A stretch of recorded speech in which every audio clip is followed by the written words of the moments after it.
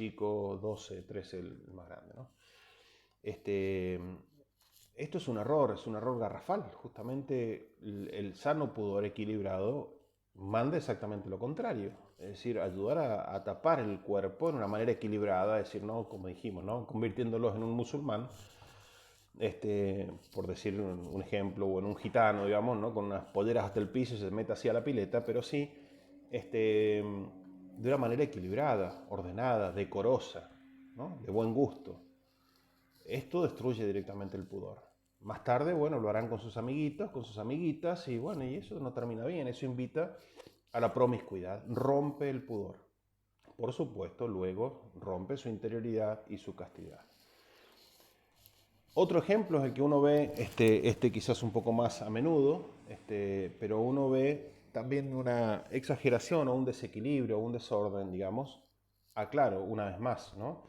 Siempre con la mejor intención, porque acá no podemos decir que haya mala intención de un papá o una mamá. Un papá o una mamá siempre tiene buenas intenciones hacia sus hijos, pero sin darnos cuenta y con la mejor intención muchas veces podemos causar un daño, ¿no? Que por ejemplo, como dijimos recién, expresan sus cariños de maneras desequilibradas, desordenadas e inoportunas, por ejemplo, ¿no?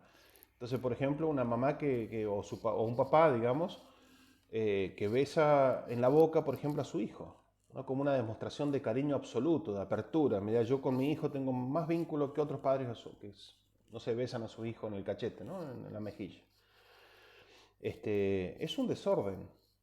Eso es para otro ámbito, no es para el vínculo con mi hijo, es para el vínculo con tu matrimonio quizás, pero solo ahí, digamos, no es para el vínculo con un hijo, digamos. Entonces, cuando uno este, tiene que examinarse en esto, digamos, ¿no? Ahí hay una exageración, hay algo que es dañino, es decir, la mamá no puede besar a su hijo de esa manera, ni su hijo puede besar a un compañerito o a su hermano de esa manera. Sería el mismo error, ¿no? Entonces, sobre todas estas cosas, quizás son ejemplos más extremos, pero hay otras veces que no ocurre ninguna de estas dos cosas, pero sí, digamos, el estar todo el día, como dije, de una manera muy melosa arriba de sus hijos y demás, esto no educa bien la afectividad, ¿no? Tiene que ser equilibrado, cada cosa en su lugar, en su momento, de una manera natural, por supuesto, pero equilibrada. Bien, cuarto punto, educar la inteligencia. Es decir, no solo es la demostración del cariño, sino también en la medida que van creciendo, uno tiene que apuntar a la inteligencia de los chicos. Es decir, tiene que dar criterios, tiene que formar una mirada positiva sobre estas cosas, con el ejemplo en primer lugar, pero también mediante la comunicación con ellos, las explicaciones, el ayudar a darle dirección a estos sentimientos, ¿no? Apuntar a su inteligencia, que ellos puedan tener una mirada positiva y ordenada en un marco antropológico, en un marco moral, adecuado, correcto, respecto a su cuerpo y respecto a su sexualidad, para que lo vivan de una manera completamente natural, ordenada y con alegría, porque en realidad esto es propio de la persona madura, no lo contrario, ¿no? Para esto es necesario producir y conservar en la familia un clima positivo de amor, un clima de virtud y un clima sobre todo de respeto y de vinculación con Dios. Así también hay que cuidar las conversaciones con ellos, que sean adecuadas para la edad. No llegar tarde, tampoco demasiado temprano, que uno por ahí le abre los ojos antes de tiempo. Y bueno, así, además de apuntar a la afectividad, a la parte más sensible de nuestros hijos, también apuntar y saber apuntar a la inteligencia. Quinto punto, cuidar las formas externas. Por ahí comienza desde muy chiquititos la educación del pudor. Es decir, la manera de vestirse, la manera de actuar, la manera de moverse, que sea decorosa, que sean ordenados, naturales, ¿no? La manera de hablar, que ellos copian mucho la manera que nosotros les hablamos a ellos o que nos hablamos a veces entre los padres, ¿no? Ellos copian directamente eso, ¿no?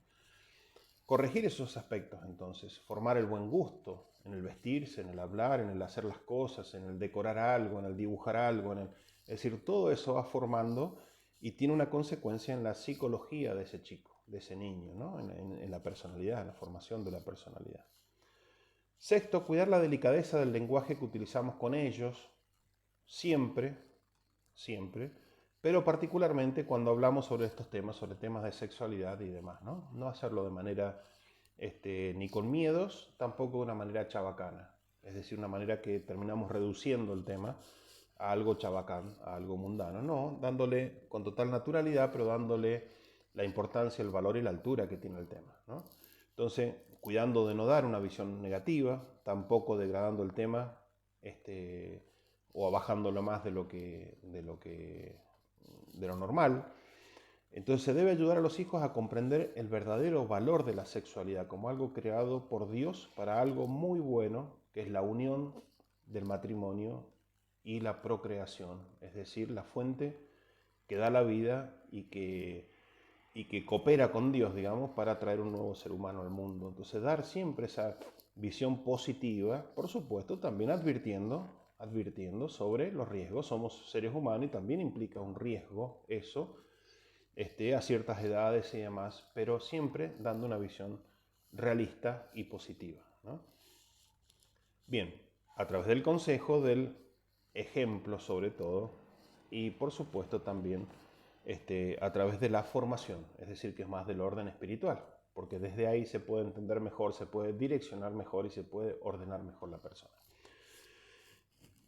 Bien, perfecto. Entonces, hasta aquí, digamos, propiamente lo que es la charlita. Vimos un poco el esquema teórico o el marco teórico para que se entienda bien la importancia, se entienda el porqué, digamos, del pudor, porque hoy por hoy es una virtud completamente dejada a un lado o destruida, directamente atacada. Las consecuencias, la importancia y algunas ideas, digamos, como para poder cuidar algunas cosas o examinarnos en algunas cosas. Ciertamente no es la única virtud, pero es una virtud muy importante y que va siempre de la mano con todas las otras virtudes, ¿no? Una persona nunca va a ser pudorosa, por ejemplo, si no es honesta, si no es sincera.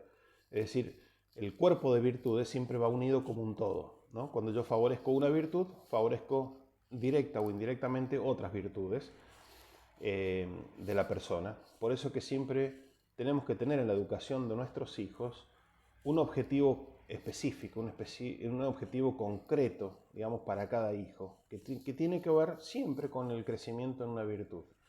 Queremos hacer algo bueno para nuestros hijos, tenemos que proponernos hacerlos crecer o ayudarlos a crecer, animarlos a crecer en una determinada virtud. Ojalá en la virtud que cada hijo necesita más y que tiene que ver con su principal defecto o defecto dominante que se llama, como principal objetivo, y después en todas las virtudes, empezando por las más humanas, siguiendo por las morales y por supuesto en las teologales, ¿no?